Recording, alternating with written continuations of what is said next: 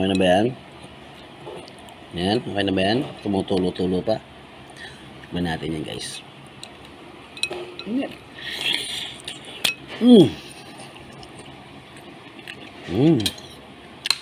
Ang lambot. Melt in your mouth, literal. Ang sarap. So, magandang gabi, guys. So, it's now 9:15 PM. So, ito, kakauwi lang po natin. Awa ng Diyos, thank you very much. Nakauwi kami ng safe. Okay, so naitid ko na rin si Tito.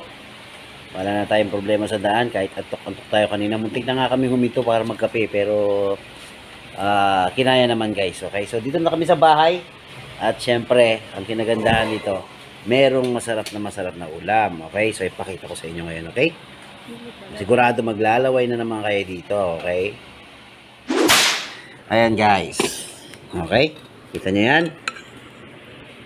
Yan, balbakwa. Alright, so, siyempre niluto yan ng aking yan naman na asawa, haggard na asawa. Okay, napalaban siya para sa kanya maghapon. Ito ang ating balbakwa. Tignan mo naman. Diba? Meron yung tanglad, beans. Okay, so ito, tignan mo. Bago ang lahat, titikman muna natin. Okay, so unahin natin yung sabaw, guys. Pasensya na, hindi maganda yung ating lightings. At yung aking eye bags nakikipagsuntukan na. Ito, tikman natin.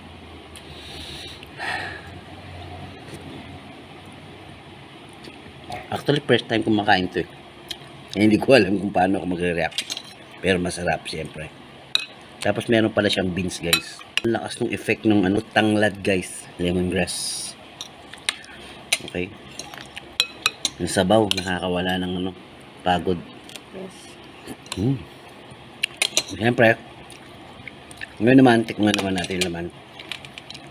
Pakita ko muna sa inyo. Bawal mainggit ha. Pag inggit, pikit. Yan, okay na ba yan? Yan, okay na ba yan? Tumutulo-tulo pa. Tikman natin yan, guys.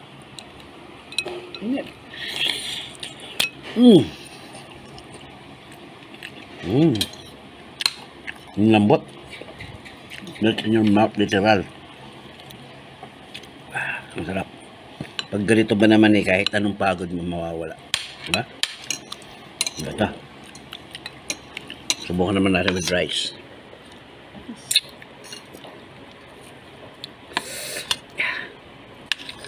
Subukan mo natin ng may rice siya. So, ito, so meron siyang rice. Okay? Okay. Here's the bite.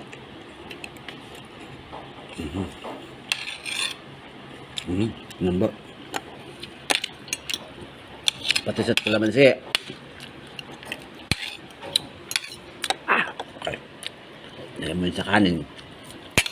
Pork. Lagyan mo yung sili sa taas. Na naman, di ba? Kanina nga, di ba sabi ko sa inyo, madali ako ng sili, guys. Pero kailangan ko ng sili ngayon. Paborito ko kasi sili talaga minsan. Okay. Ito na. Alright. So, here's the big bite. Para sa inyo, guys. Maraming salamat. Okay? Again, this is Lord Mark of Ink Factory. At maraming salamat sinamahan niyo ako sa biyahe ko today.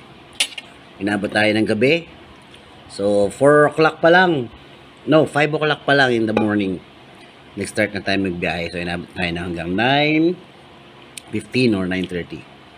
Maraming salamat. Okay, thank you.